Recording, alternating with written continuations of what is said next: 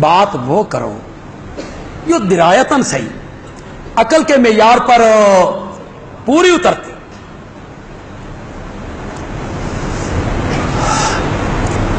یہاں حر کا تذکرہ کیا جاتا, حبیب کا تذکرہ کیا جاتا. میری بات خدا کے لیے غور سے سن, خدا کے لیے غور سے سن. حر کا تذکرہ کرتے ہو, حبیب کا ذکر کرتے ہو, اور کربلا کے میدان میں حضرت حسین کے ساتھ شہید ہونے والے حضرت حسین کے بھائیوں کا اور ان کے بیٹوں کا اور ان کے بھتیجوں کا ذکر کیوں نہیں کرتے؟ کیوں نہیں کرتے ہو؟ یہ 72 آدمی تھے, کہتے ہیں ان میں 34 آدمی شہید ہو گئے. ہمیں ان 34 آدمیوں کا نام بتاؤ. تم میں ہمت ہے تو نام بتاؤ, 34 آدمیوں کا نام بتاؤ, ورنہ انصاف کی کتابیں پڑھو, تاریخ کی کتابیں پڑھو. حضرت حسین کے دفاع میں سب سے پہلے جس بندے نے جام شہادت نوش کیا تھا وہ حضرت علی کا بیٹا اور حضرت حسین کا چھوٹا بھائی ابو بکر تھا. اس کا نام کیا تھا؟ ابو بکر تھا. حضرت علی کے ایک بیٹے کا نام عثمان تھا. حضرت علی کے 18 بیٹے تھے.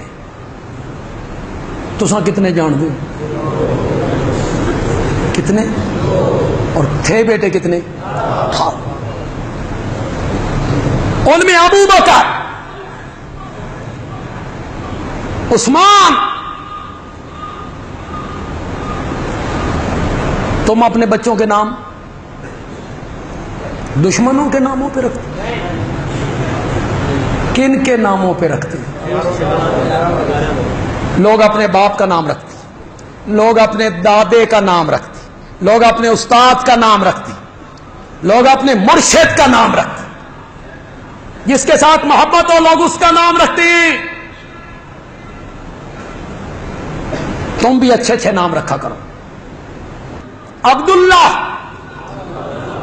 عبد الرحمان, اچھے اچھے نام. نام پیاروں کے نام پہ رکھتے ہو کہ دشمنوں کے نام پر؟ حضرت علی نے بیٹے کا نام کیا رکھا؟ اٹھاؤ انصاف کی کتابیں. بندیال بھی کچی باتیں کہنے کا عادی نہیں ہے, کچی باتیں نہیں کرتا. ریت کی دیوار پہ پاؤں رکھ کر بات نہیں کرتا. اٹھاؤ انصاف کی کتابیں. حضرت علی نے اپنے ایک بیٹے کا نام کیا رکھا؟ زور سے بولو, زور سے بولو, کیا رکھا؟ ابو بکر. تو دنیا سے چلا گیا, ان کی وفات ہو گئی نا, تو دنیا سے چلا گیا, تو میرے ساتھ بے وفائی کر گیا. لیکن دیکھ, میں اپنے بیٹے کا نام تیرے نام پہ رکھ رہا ہوں, بلاؤں گا اسے, یاد کروں گا تجھے. بلاؤں گا اسے, یاد کروں گا تجھے. نام رکھے ابو بکر, عثمان. حضرت حسن کے بیٹے کا نام ابو بکر,